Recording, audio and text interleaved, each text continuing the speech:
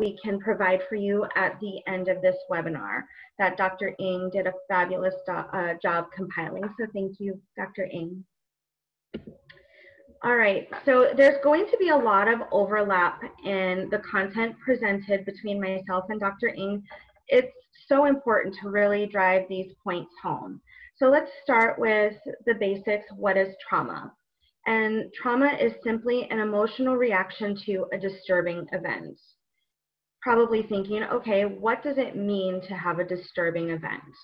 And disturbing is anything that causes negative changes to one's social, cognitive, physical, psychological, and/or adaptive functioning. And again, what do you mean by anything? I mean absolutely anything. If the event caused any disturbances in functioning, the brain will register that event as traumatic. Anything that sparks a fight, flight, free, or freeze response, an adrenal response, is considered trauma to the brain. It's important to note that while everyone has trauma in their lives, most people will not develop a pathological response to trauma. So even if people have been through significantly and horrific traumatic events, war exposure, sexual abuse, physical abuse, natural disasters, the vast majority of people will not develop a pathological response to trauma. So I'm not focusing on the diagnostic criteria for post-traumatic stress disorder. Rather, I'm focusing my portion of this webinar on the generalized response to trauma and how to combat that. You're going to notice I have a lot of notes in here. These were kind of my anecdotes as I was creating this presentation and wanted to make sure that I remembered. So it's also important to note that what is considered traumatic to you and your brain may not be traumatic to someone else and their brain. And every person is different and adapts or doesn't adapt to trauma in very different ways.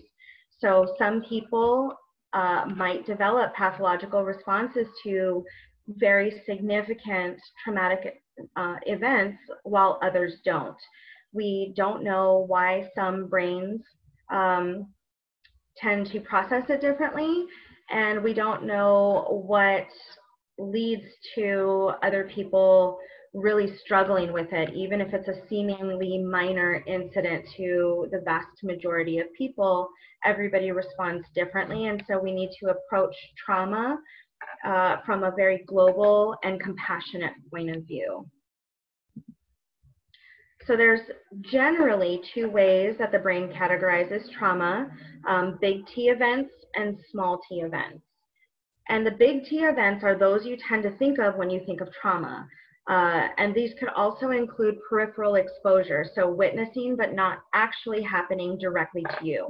So war and combat, physical or sexual abuse, close encounters with death, serious injury, or threatened loss to life or limb, death of a loved one that happened unexpectedly, and then divorce or separation. And I have an asterisk in that because that could be considered a small T event to some people.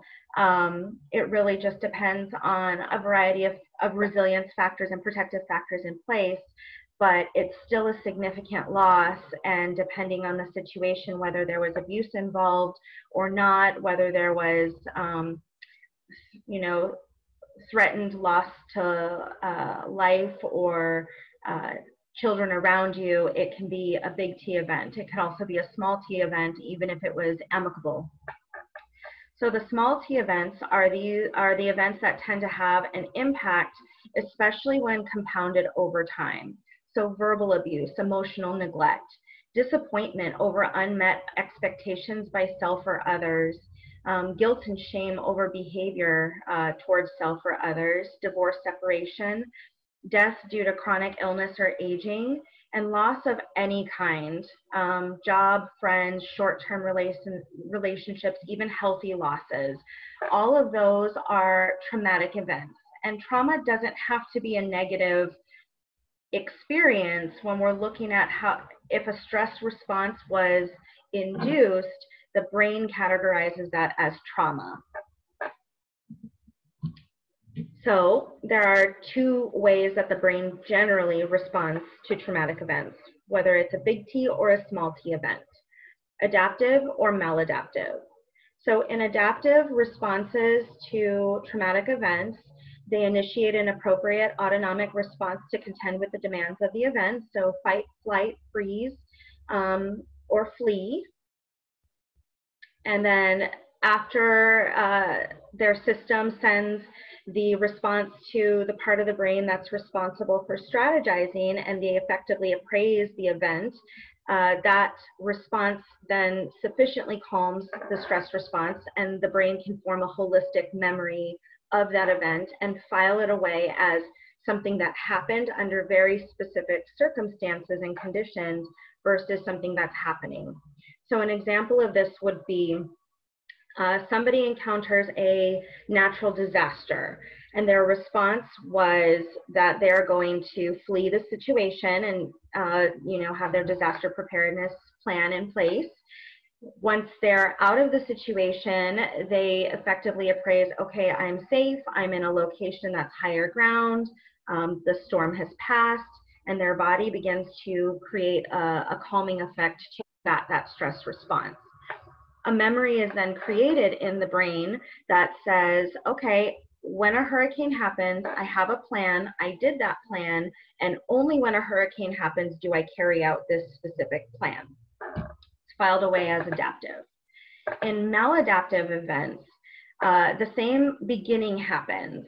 So initiating an autonomic response that is unable to contend with the demands of the event or the brain's perception of what that should be. So in this, I use the example of when people freeze when being attacked. A lot of sexual assault victims report freezing during the attack when they felt they should have left or fought. And that leads to a poor or inaccurate appraisal of the event, which is then unable to calm the stress response. And the brain continues to be on high alert, thinking it's still in distress. So typically that inaccurate appraisal is I should have ran instead of I froze. When your brain is under attack by the stress hormones, it creates a fragmented memory of the event, and all those little fragments of the memory are filed in a way that doesn't make sense to the brain, and you cannot retrieve it in a meaningful way so that your brain doesn't understand that the event happened. It feels like it's still happening, and your brain believes you're still in danger.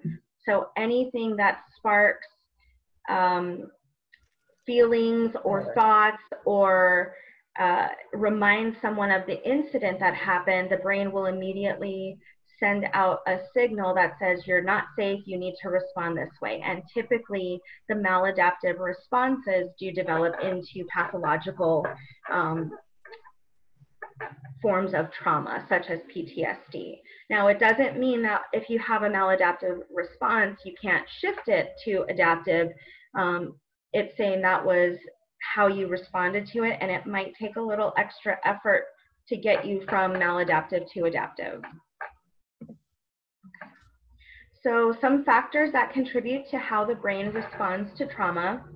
This isn't an exhaustive list. There's so many factors that contribute to the complexity of how we respond, the brain responds to trauma, and essentially how we approach situations after the event.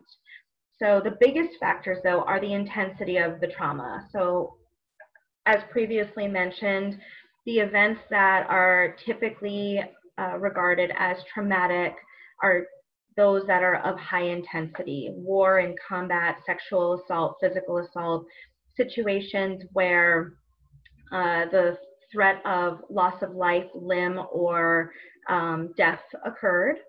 And it is regarded that the higher the intensity of the event, the more likely your brain will have an initial maladaptive response to the traumatic event, or it will take a significant amount of time to bring down. The duration of the event. If it was a quick event that happened over a very short period of time, people tend to respond more adaptively than if it was something over the course of a long period of time. So again, going back to that natural disaster, if the storm went through really quickly versus over the course of a few days, and then you're waiting for help and you're waiting for resources, that could ignite a more maladaptive response in the brain. The frequency. So again, we look at certain situations, and frequency and intensity play off of each other, because if someone is in a highly intense event, but it only happens one time, that may be a better outcome than somebody who endures long-standing patterns of abuse or even neglect. And so that's where we look at those small t events and say over time they could produce a much more strong negative reaction to trauma because they're occurring so often. We also look at proximity of the event. So people who it happened to directly, or it was a family member, or if they were even in the building. So using the example of school shootings, even if they weren't directly a victim or in the room when violence occurred, if they knew a victim, if they were close friends with a victim, if it was their child, we would consider that part of proximity. It's both physical and it's also emotional proximity. And then expectedness. So we categorize death and loss due to aging and expected illness because you have time to prepare for it. And typically, those who expect something to happen can create an adaptive response and respond accordingly. So their brain tends to be able to initiate an appropriate response versus if it was something that happened unexpectedly and there was no time to prepare. Those types of events tend to produce much more maladaptive responses. And then the next two factors I personally believe are the most important, with the last one being the most important. And that's the individual's baseline threshold for tolerating stress prior to the event. I talk a little bit more about this in the next few slides, but if you already have a baseline of anxiety or a baseline of depression or handle stress very anxiously, then that already lowers your capacity and your threshold for being able to handle these intense traumatic events. And so in those situations, you are more likely to develop pathological responses to trauma versus someone who has a higher threshold for tolerating stress prior to an event happening. And it's also important to remember that these compound over time. We're not compartmentalized individuals. Everything that happens to you over the course of your life will influence your baseline threshold for tolerating stress. And so everything becomes a prior event. So even if you're attacked one time, now your threshold's changed, and if you're attacked again, the first event becomes your prior event. So we want to keep that in mind, that as individuals, everything that happens to us in life compounds and it influences our baseline threshold for tolerating stress. Likewise, it's the individual's perceived supports and coping strategies. And I say perceived because sometimes they might have a lot of family, they might have a lot of friends, but they don't perceive them as supportive. They might have sufficient coping skills, but if they don't perceive them as effective and helpful, it doesn't matter if they know how to deep breathe or listen to music or call a friend. If their brain and their emotions don't perceive it as helpful, they are not going to be as adaptive to these situations as someone who perceives things as very supportive and is confident in their ability to cope. And sometimes even people with really minimal supports and coping strategies tends to do better because they perceive them as being able to contend with the demands of whatever event happens. I'm going to keep down here. So let's look at the year 2020, which hasn't been so great for us so far as a collective.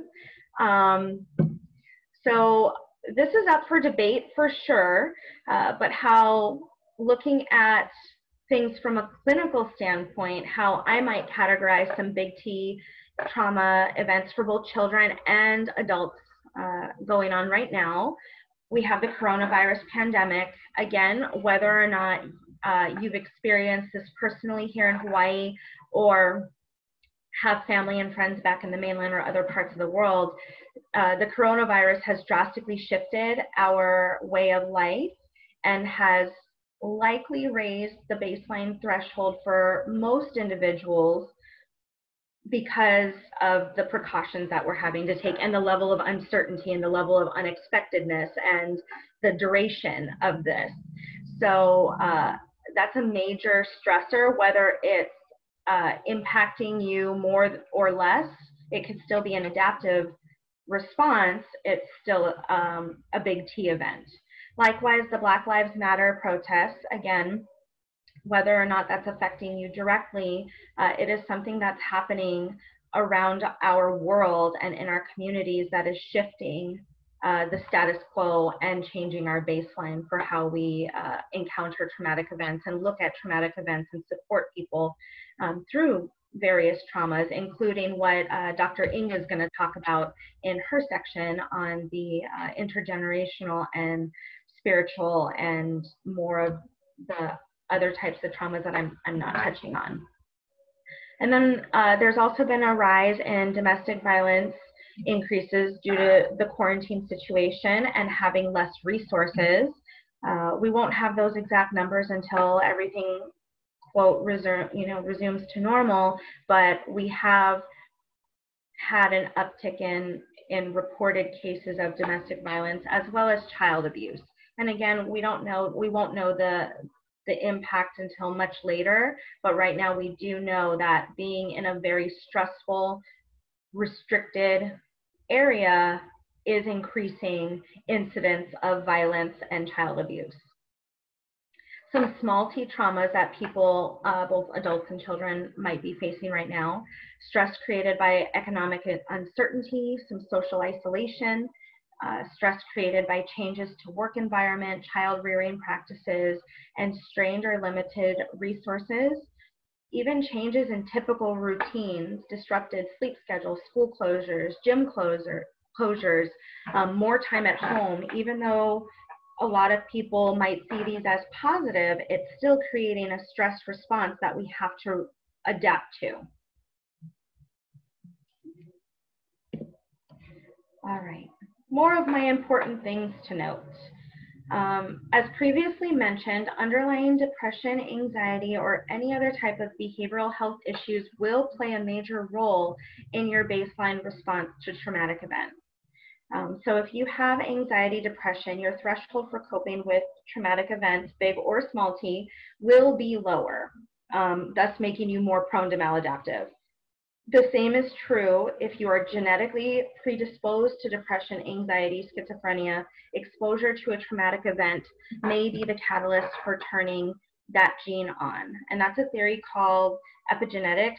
That could be an entire different talk, but I have a 3-year-old, so the metaphor that I like to use is there's a light switch in my hallway, and that light switch doesn't need to come on. It has a purpose, but it doesn't need to come on.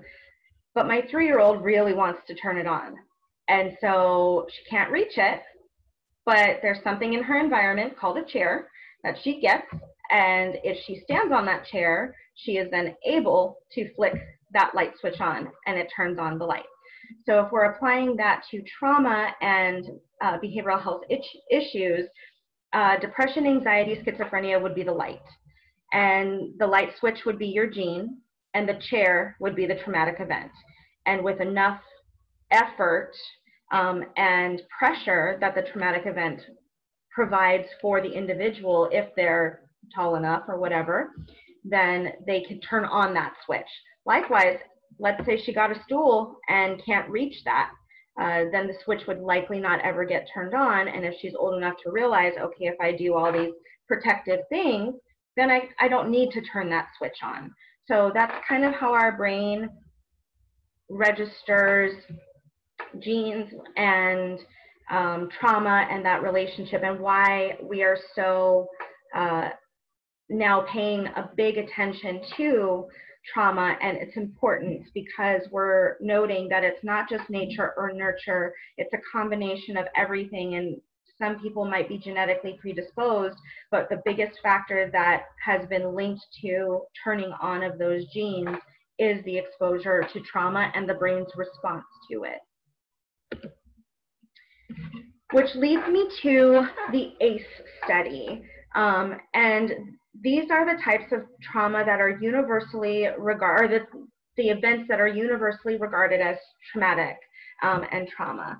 And so in 1998, Kaiser Permanente, along with the CDC, decided to take a look at the prevalence of disturbing events that occur prior to the age of 18, in which they coined the term adverse childhood experiences. So these are the types of ACEs that the initial study looked at. I do believe that a new list either has come out or is coming out that does incorporate things like bullying and other home factors that were not in the original study, but these were the initial factors that they looked at.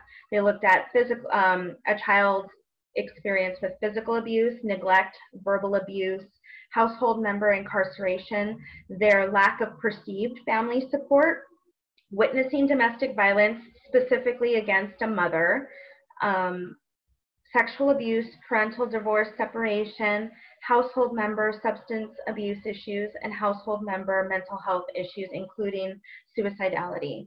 Now, when we say household member, it doesn't mean mom and dad. It means anybody who's residing in their home during their childhood. So it could be grandma, grandpa, it could be auntie, uncle, it could be a family friend. If that was a significant person in their home during their upbringing, then that would count as an ACE score.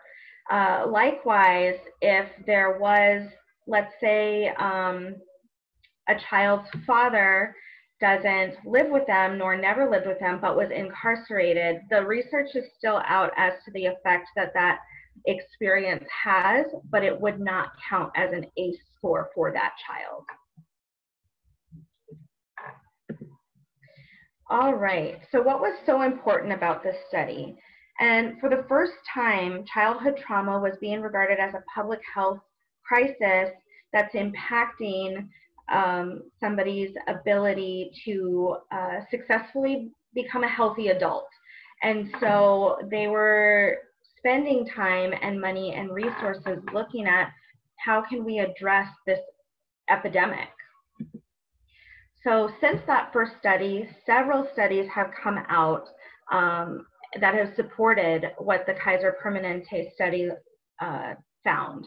And so they found that childhood abuse experiences have consistently demonstrated strong correlation with increased risk of depression and decreased resilience. Youth with higher ACE scores had a greater likelihood of repeating a grade, having learning or behavioral issues, experiencing suicidal ideation, engaging earlier in the initiation of sexual activity, and having lower resilience factors. They've also found a strong relationship between early adverse experiences and substance abuse and sexual promiscuity in life, as well as this, to me, was the most impactful thing that I found, and that the number of ACEs that a person has a graded relationship to both lifetime and recent depressive disorders. So what that means is the more ACEs you have, the more likelihood you are to develop mental health issues or maladaptive responses, such as substance abuse or sexual promiscuity. So it's not the type of ACE, it's how many you have. And the more you have, definitely increases your risk for maladaptive responses to trauma and being able to contend with the demands of adulthood.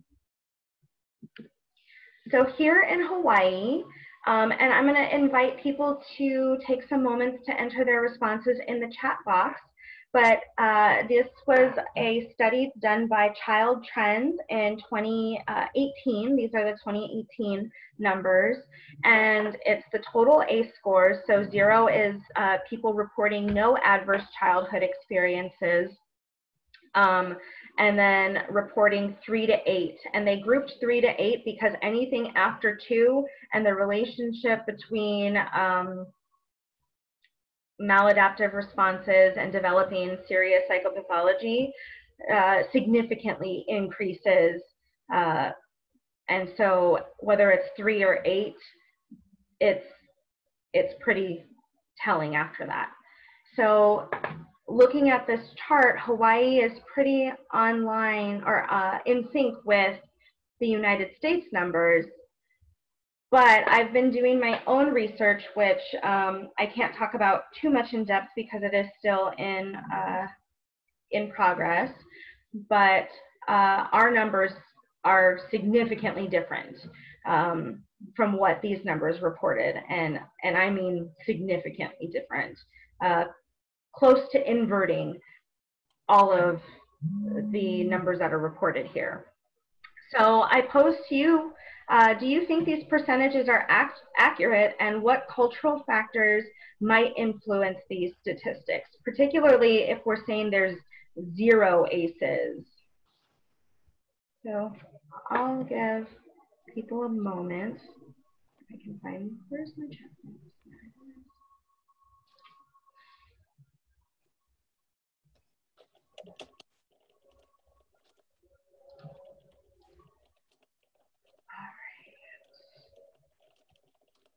Anyone have any ideas why those might be? Okay. Yes, so the shame-based culture and minimizing symptoms absolutely is a big role, and the lack of reporting. Anybody else?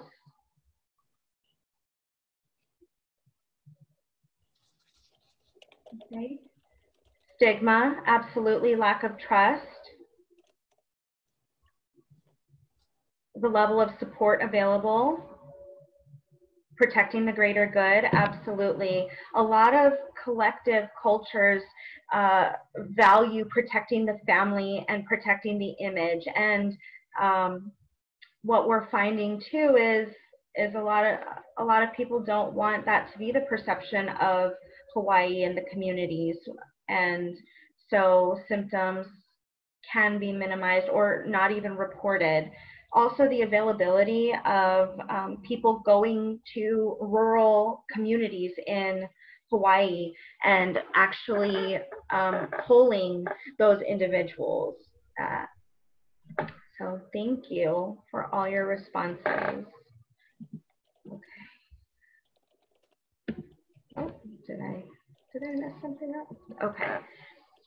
So my area of expertise is youth, so I'm just going to talk about this one anecdote for youth specifically. And a longitudinal study was conducted in 2014 about the impact ACEs had on physical health and school engagement. And some of the key findings that are really important when we're thinking about our youth and those who are in classrooms or going to school or avoiding school. So children living in lower income households were more likely to have an ACE score of at least 1. Children with existing chronic conditions and health risks were more likely to have adverse childhood experiences. 22.6% of children 0 to 17 nationwide had a score of more than 2. Children with an ACE score of 2 or more were 2.97 more times likely to repeat a grade. And Protective factors such as children with access to medical care and children with healthy mothers demonstrated more resilience. And they defined resilience as staying calm and control, or calm and in control when faced with challenges. And those kids had better outcomes. But most importantly, and this is going to segue into the next section on resilience, but most importantly, children who learned and showed aspects of resilience were more engaged in school and half as likely to repeat a grade. This study highlighted the need for building resilience in conjunction with access to health care as mitigating factors for adverse childhood experiences. As we grow and there's availability of school-based services, it didn't talk about the role of behavioral health or school-based services that it could help with that process. So there's still areas that we could highly benefit from having more research and more programming and resources in. All right, so kind of enough of the doom and gloom, and let's talk about R is for resilience. So as you probably gathered, resilience factors are crucial for the brain's response, responding adaptively and processing traumatic events. And the great thing is everyone has a capacity for resilience. And I mean absolutely everyone, no matter how horrific a traumatic event is, your brain is wired for resilience. So how we're going to define resilience is that in the context of exposure to a significant adversity, resilience is both the capacity for the individual to navigate their way to psychological, social, cultural, and physical resources that sustain their well-being, and their capacity individually and collectively to negotiate for those resources to be provided in a culturally meaningful way. So what words do you associate with resilience? Please enter your responses in the chat box.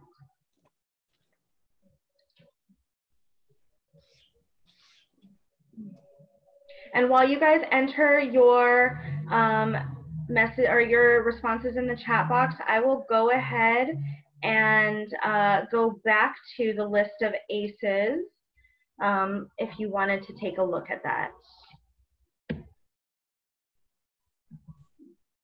Maybe I'll go back. Okay, there we go. So I'll leave that on for just a minute.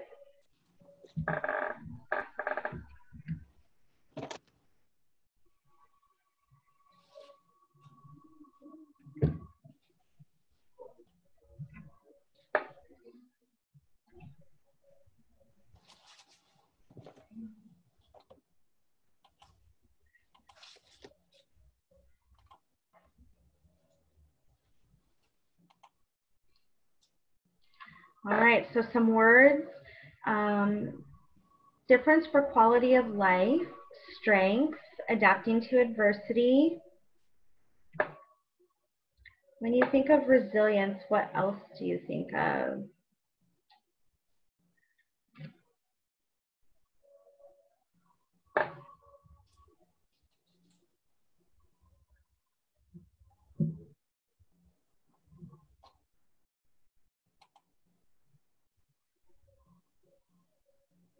Helpers, awesome.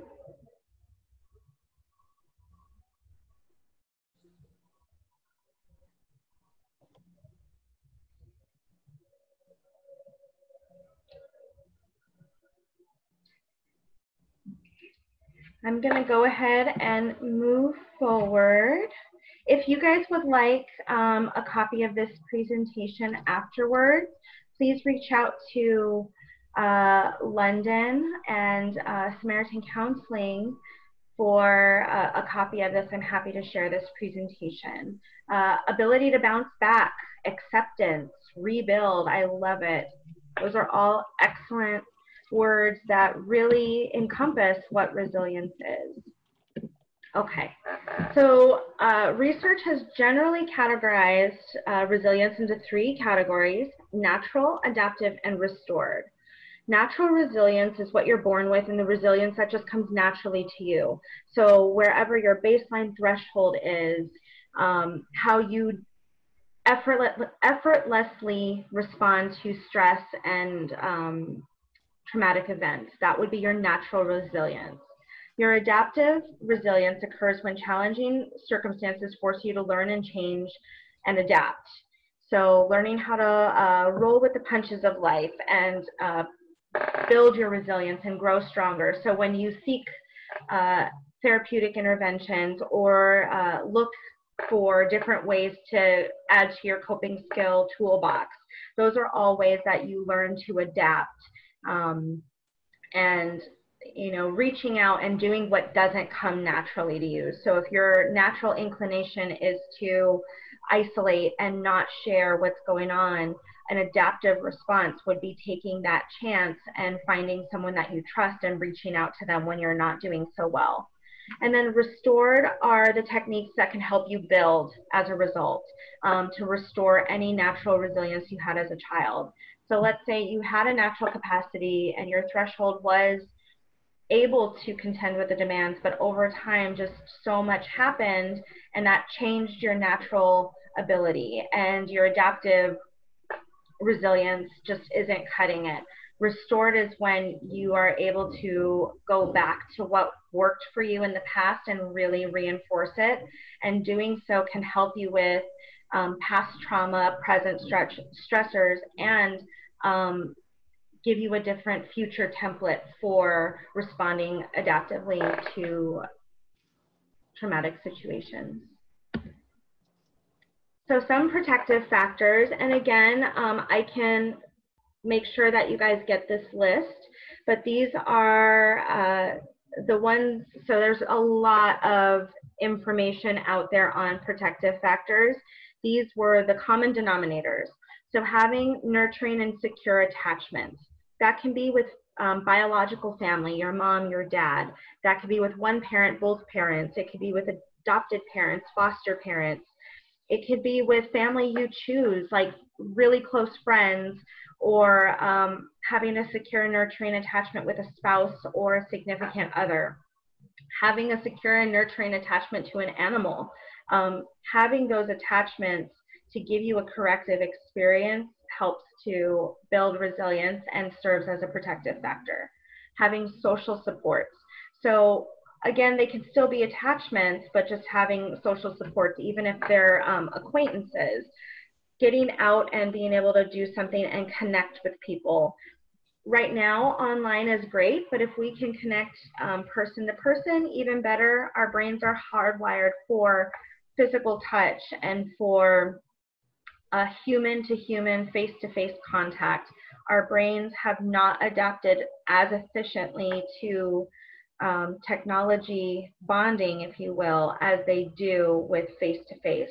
It is a good substitute for the short term, but when we're talking about long term, we need other human beings. We need social supports. Also having a positive self-image, and sometimes that can be hard, especially when you had early childhood trauma and that affects your ability to see yourself in a positive light. Working on developing that positive self-image. A lot of times when I work with my youth and adults who have been through traumatic events and have self-esteem issues, I tell them to find the one thing that they know is the best about them and tell themselves every day. So I have one girl who tells herself every day that she has the best eyebrows that she has ever seen on anybody, and they really make her face sparkle. And she tells herself that every day. And now it's coming to a point where she's able to identify other parts of her self-image, both physical and internal, that are positive, whereas before we had to start with just the eyebrows. Also having empathy. That can go both ways because there is something as compassion fatigue, but having empathy and connecting with other people and sharing that experience with them and walking with them during a hard time helps to build resilience for both you and that individual. Regular self-care, and we're going to get more into that in the next coming slides, but engaging in regular self-care and taking care of yourself and making yourself a priority. A lot of times we think that in order to, if we make ourselves a priority, we're being selfish. And if somebody needs us, that we can't take time for ourselves to get ourselves in order. And so we give and give and give. Another analogy I like to use is you wouldn't get mad at your car if it ran out of gas. You would put gas in it. And so you can't get mad at yourself or put yourself second. You have to refill your tank. And if you don't refill your tank, you're not going to have anything to give other people, even if you think you do. And then sleep. I could give a whole other talk on the importance of sleep and, excuse me, and how that is for your physical and mental health and converting fragmented memories into more holistic memories. But sleep, 7.5 to 9 hours of sleep is the optimal. And then contributing to something greater than yourself. And I think Dr. Ing will talk more about that in her presentation, but just making sure that you feel that you're contributing to a cause that is meaningful beyond yourself. Okay, so ways to build resilience. And we are running a little bit closer to the end of time. So some of these, if you want to read ahead and enter in the chat box, great, but I am just gonna go through. And if there's a little bit of time, we can read some more of the responses. So ways to build resilience. One, recognize your signs of stress. Everybody has different ways that stress manifests in them. So identifying where you feel stress in your body is super important.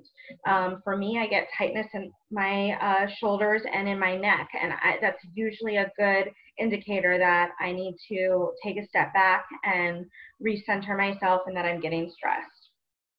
Other people feel it in their stomach, or they get sweaty, or they get tired. And so identifying where your body feels stress.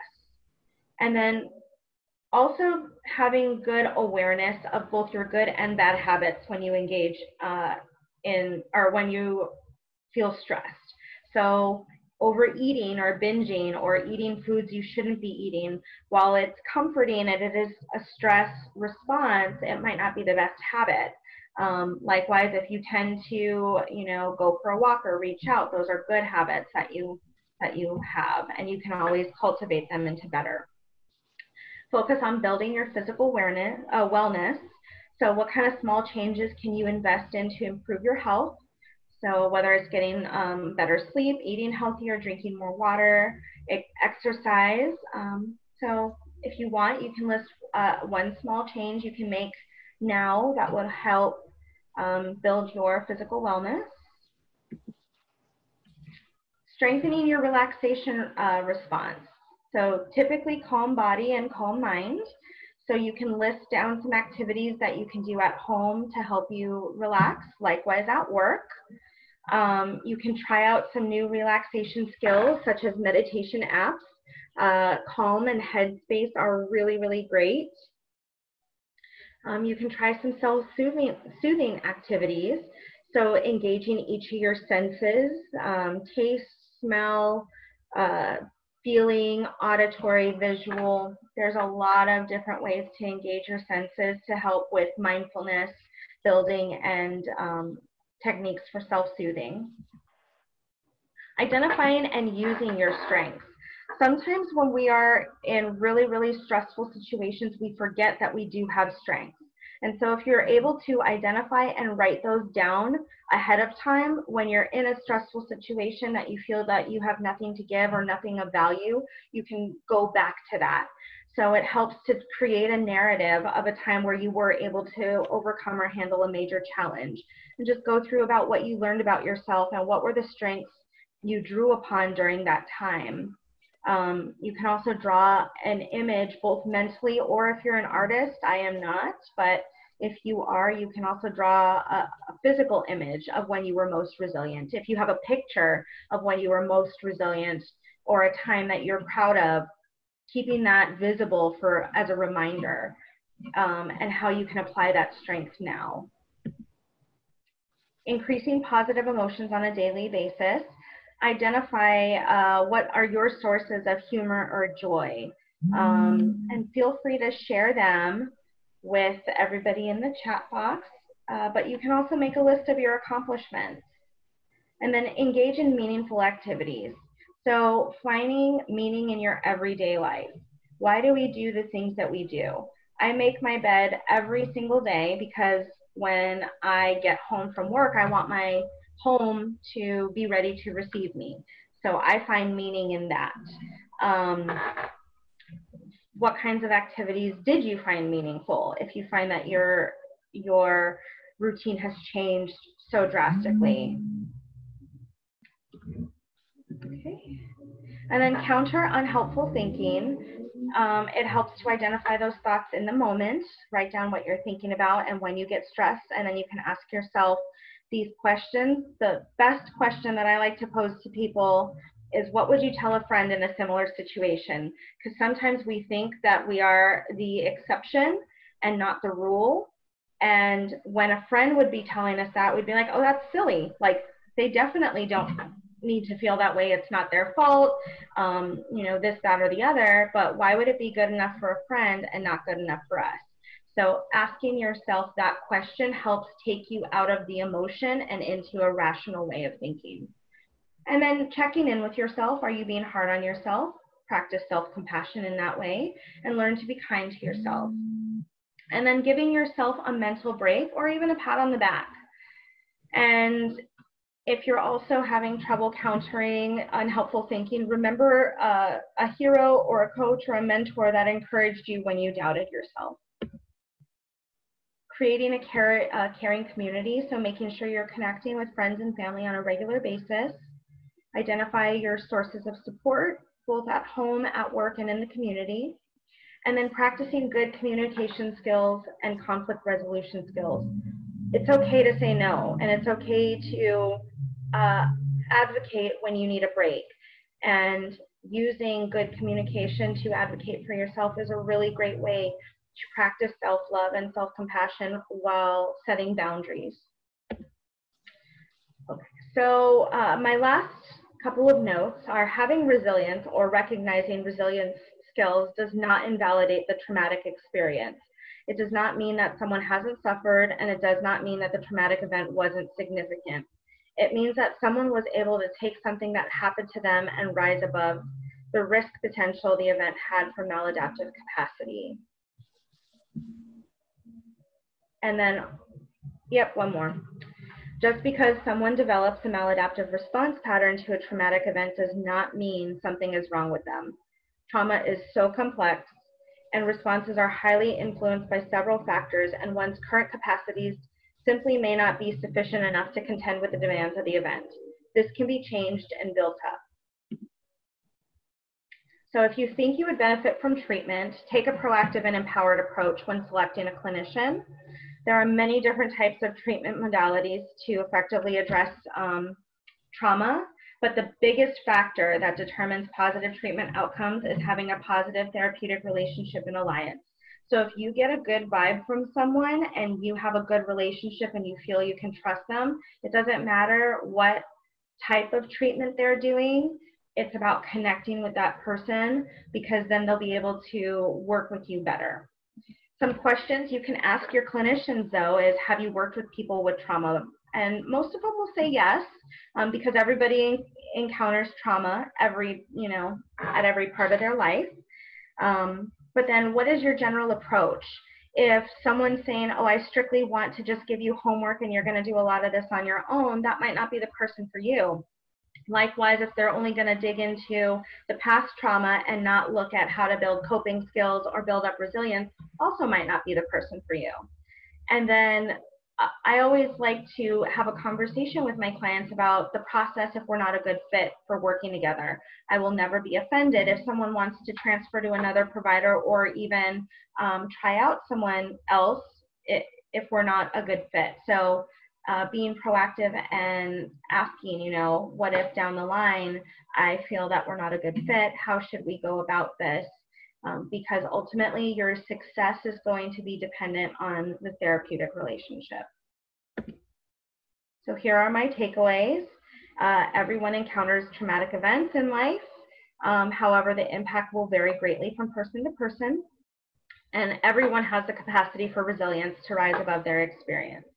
And I adapted Jean-Paul Sartre, I can't pronounce his last name, forgive me, but the original quote said, "Freedom is what you do with what's been done to you," but I feel that resilience can be substituted for that word.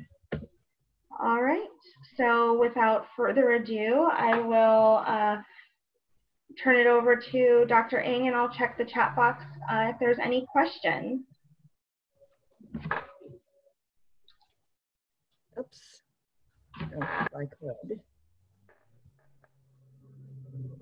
I think, oops, let me go into the share screen. Can anybody see that or no? Okay. I think a lot of what Dr. Padilla had said has already been repeated. So some of what I'm going to go over is things that we've already heard. So this is a shot of the community. Oops, let me see.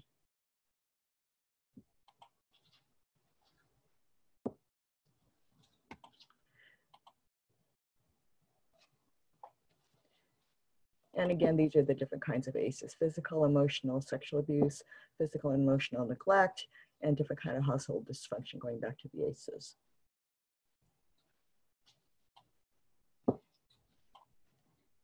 What we may not have had enough time to go into is some of the physical effects that happens to people after trauma, such as problems with attention and concentration. And these are all due to problems with the brain. So problems with impulse control and judgment, sleep issues such as insomnia, extreme startle reflex, alarm system on the brain is on all the time. Difficulty interpreting social cues, so seeing people as being threatening or confusing or things like that, even if they're relatively benign events. And so people who have trauma sometimes have difficulty interpreting that as a benign event. It seems threatening to them. Glandular train, problems with mental and emotional, problems with memory and concentration. A lot of these are problems with anxiety and depression, which Dr. Padilla has already gone over: anxiety, distractibility, panic attacks, feeling bad, unworthy, things like that. And a lot of times people see that having the bad experiences somehow makes them bad. I'm ashamed, I'm unworthy, somehow I must have deserved it. And a lot of that goes into the negative self-image and unwillingness to seek help. I don't deserve help. People don't need to be around me. And this goes into kind of the negative self-talk that leads to depression, feeling unworthy, and sometimes suicidal thoughts. Spiritual effects, thinking that life has little purpose or meaning, feeling abandoned or lost, sometimes feeling that God has abandoned you, your higher power has abandoned you, wondering why you were here, thinking people are better off without you, feeling evil or dirty or undeserving, especially when abuse is perpetrated by a faith leader and you're told that you were undeserving or you were dirty or something like that. You start to believe things like that. Family and intergenerational patterns of trauma. Sometimes there are genetic pre-susceptibility to mental health problems. Anxiety and depression can lead to families, can continue in families. So anxiety and depression, not only the atmosphere in the family can lead to that, but you can also have a change in the serotonin in your brain or the other kind of neurotransmitters, such as you will be more susceptible when stress happens to anxiety and depression. And again, as we've already mentioned, shame and the impulse to hide the family's dark secrets can become part of the family history. Shame also produces silence and reluctance to ask for help. This is particularly the case in Asian American families and sometimes Pacific Islanders. But wanting to preserve the family image, wanting to look good, wanting to preserve face. And because you're doing that, you're protecting the family image, that can prolong or even prevent the healing process. I have had some clients who were very unwilling to seek therapy and they preferred to get support from the family. That's not necessarily a bad thing, but sometimes what the family perceives as being helpful can be something like, well, you just need to think positive and you just need to do this. And it's focused on doing rather than being. And that can be very hard for people if they don't have the energy. So a lot, again, of what Dr. Padilla had, what I had said was already covered by Dr. Padilla, so I'm not going to go into a whole lot of this. So I did want to go over some of the resources that we have here. Let me see if I can look at the share screen here.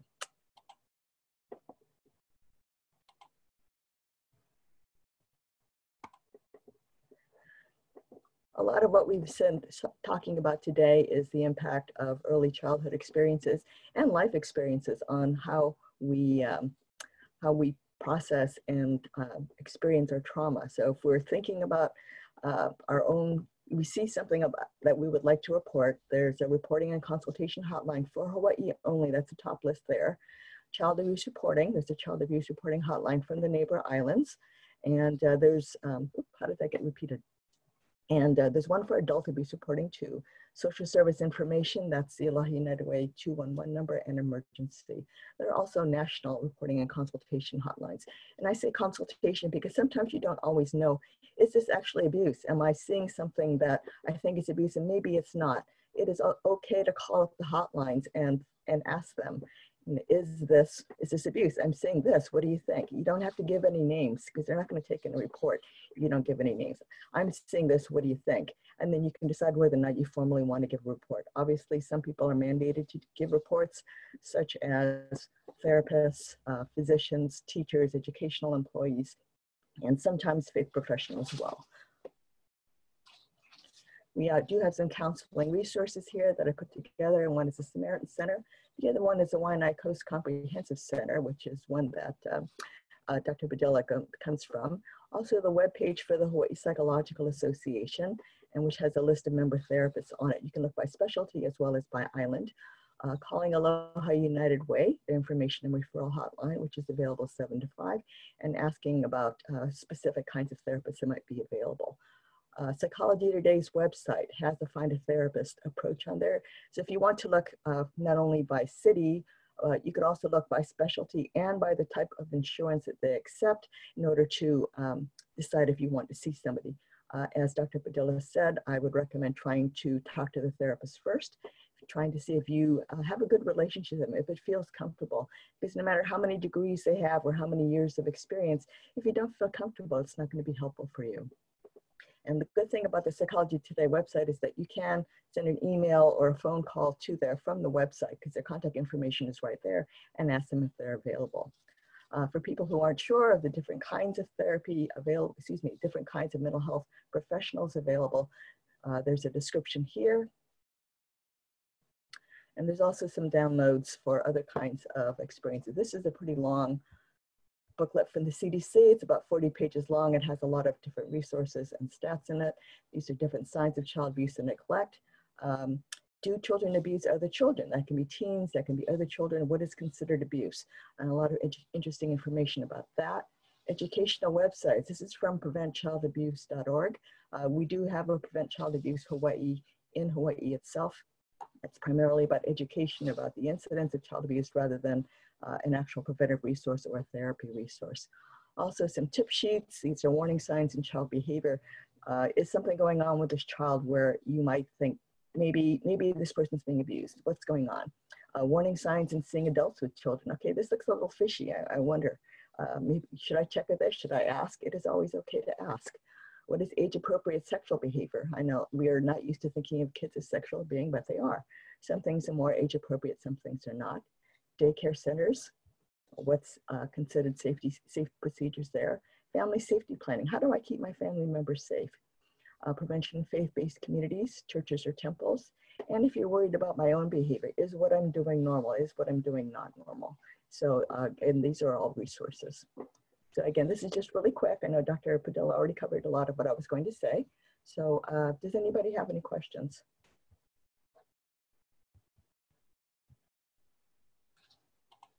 Oops.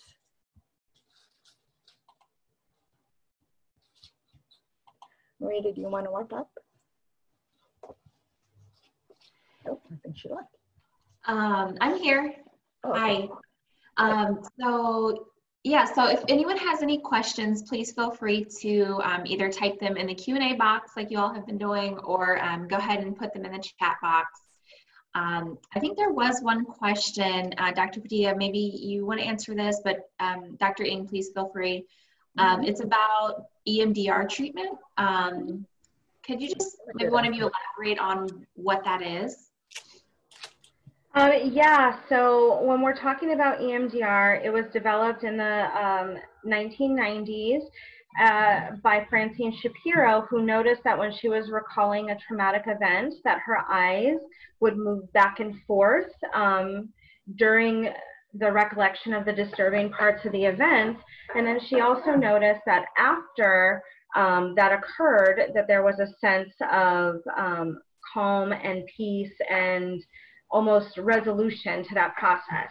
And so typically it was regarded as the eye movements that were the mechanism of change, but it's actually bilaterally stimulating both sides of the brain. And so with EMDR, the mechanism of change is making sure that the information crosses both sides of the brain so it can create a holistic memory of the past, while also lowering your stress tolerance or your de-stress response in the present, and then giving you a future template for how to respond to future incidents. And so it is considered the gold standard for the treatment of trauma, and has been adopted as the first line treatment for combat veterans, but has shown so much efficacy and help for people with anxiety, people with depression, people with any kind of traumatic events. My area of expertise not only is with children, but also working with athletes, and just the small t traumas that they endure over the course of their careers that can turn into big T traumas eventually. And so it's fabulous for working with just even lowering the body's response to traumatic events.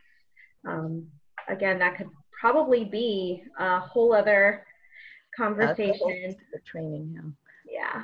And it is something that requires clinicians to go through specialized training. So if someone says that they provide EMDR, make sure that that training is recognized by the EMDR Institute. Otherwise, they should not be providing that level of intervention. And eye movements is not simply doing eye movements isn't EMDR. It's a whole process, and some people aren't appropriate for it. And so going through and making sure that you're a good candidate for it. Mm-hmm. What can someone the exposure therapy as well? So, so being exposed for longer and longer periods to something that triggers you, because it gets you to habituate to the response. You don't respond to it as quickly. So it's the memory itself is not damaging to you. Yep. Now, what can someone expect when they're getting EMDR treatment? What can they expect to feel, or I guess, how does that process work? So that's a hard question to answer because everybody responds differently. And that's the great thing about EMDR is it's creating a meaningful experience based on your brain and your reactions and what's meaningful to you. You don't have to go into an incredible amount of depth into your trauma. It's identifying what's salient for you and then going with that, and your brain will heal itself through that process. And so I wish I could tell you what to expect, but it really is tolerating that ambiguity that helps with the desensitization process, and sitting with those really hard, painful memories and emotions and thoughts and working through it in a way that's meaningful to your brain. Some people cry, some people regress back to a later time. Some people think that the memory they're coming in for is the cause of their distress, and then come to find out it's something entirely different. And so it really is creating a meaningful healing process that your own brain is doing, where the therapist is just the facilitator. And again, it's not just the eye movements. It could be taps, it could be sounds, it could be anything that stimulates right to left brain activity. Another thing you can do, I do this with my 3-year-old all the time, so it is safe. If you find that you're getting dysregulated, you know, your breathing is becoming really hard, you're starting to get anxious, you can do tapping for yourself. And just tapping side to side. Normally I do it on my legs, but you can't see that. So just doing this, or figure eights across a back. So if you have a child who is tantruming and you want them to self-soothe and calm and help facilitate that, you can do figure eights on their back, either with your finger or your whole hand.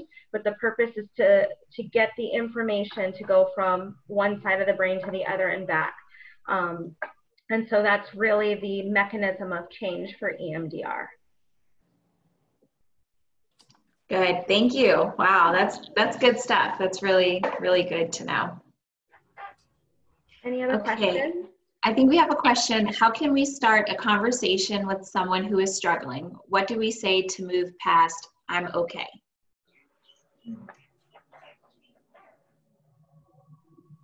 You want to go with that, Dr. Ing? Sometimes it helps to make it less about the personal, because people have sometimes still self-conscious talking about their own personal experience. You might say, you know, sometimes people feel like they're okay, or they want to feel like they're okay, but you know, maybe there's a little bit of discomfort, maybe there's a little problem sleeping, a little sadness, and they don't really want to bother people about it, but it's just kind of there, and you don't really know if it's worth talking about.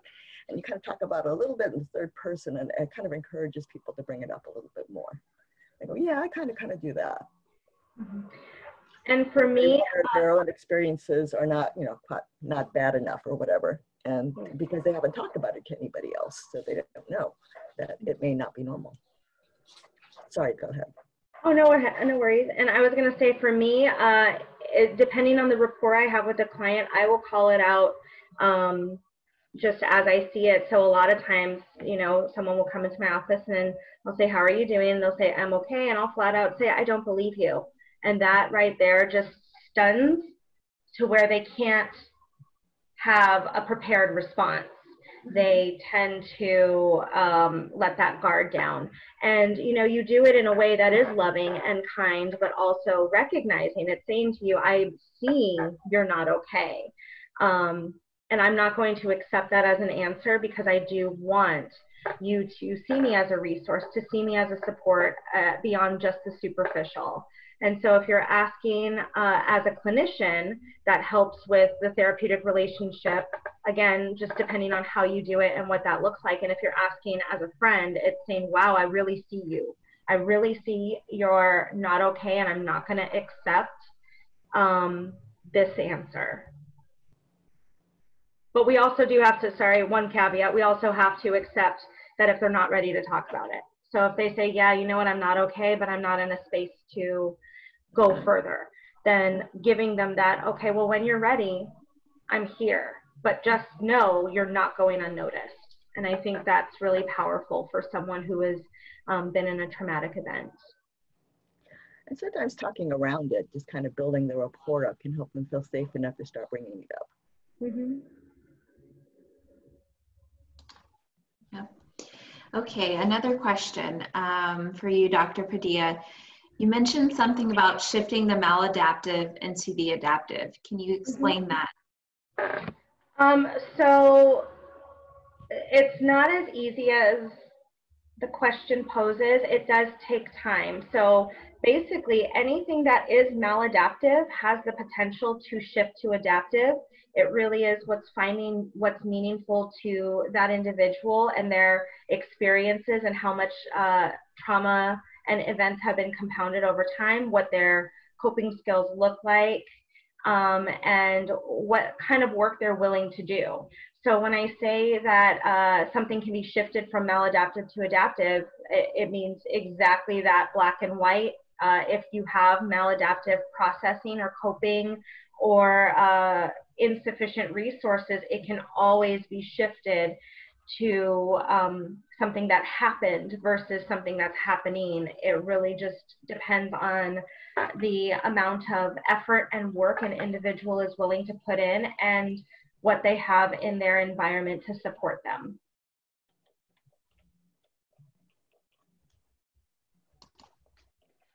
Good. Okay, any other questions? Feel free to continue to ask in the chat box. You can also put it into the Q&A. And now we'll take a brief break to do a survey. So this survey is really helpful to our grant, also to help the presenters know how they're doing, and then also the sponsors, BDK and Samaritan Counseling Center, Hawaii, to know how we're doing and how we can improve. So I will go ahead and put it in the chat box. So you should be able to just click the link and it'll directly take you to the survey. If you cannot click the link, I'll also put it in the poll box. So it should just show up. And if that doesn't work, then I'll also go ahead and email it out. So it doesn't even take a minute to do. So if you could just do that quickly for us, that would be really, really helpful.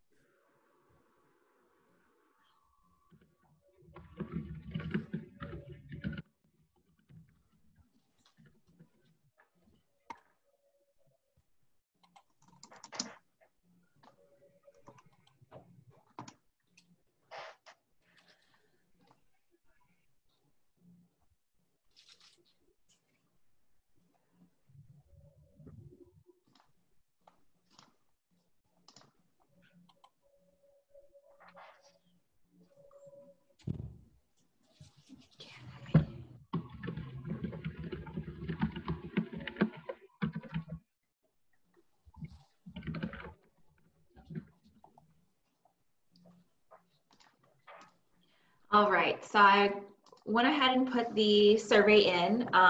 So if you couldn't access it, no worries. Again, like I said, I'll go ahead and email it out. I just wanted to give space to say thank you to Dr. Ing and Dr. Padilla. Both of what you shared was really awesome, and I think really helped everyone who came today. I know it helped me to learn a lot more about the subject and just ways to really deal with helping those in our community. So thank you both for sharing your knowledge. Also, I wanted to say thank you to BDK Hawaii, Dr. Tanabe, also Clyde. Thank you so much for helping bringing this together. Thank you to Samaritan, and thank you to Rochelle. I think she's on here also. Thank you for your help in bringing this together today. And what I'll do after this, I'll send out the recording. I'll also send out Darcy's, the resource list. That was a great resource list. So I'll go ahead and send that out, and then I'll also send out a link to the survey. So if you have any other questions, there's anything else that you'd like to know about, feel free to go ahead and email us, visit our website, and give us a call. Mm-hmm. And thank you, London, for helping organize this. Thank you. Yep, for sure, my pleasure. Bye-bye. All right, take care, everyone. Are the panelists staying on? No need. No need, unless you want to. I mean, okay, I'll just text you separately. Okay. Later. Bye. All right, bye-bye.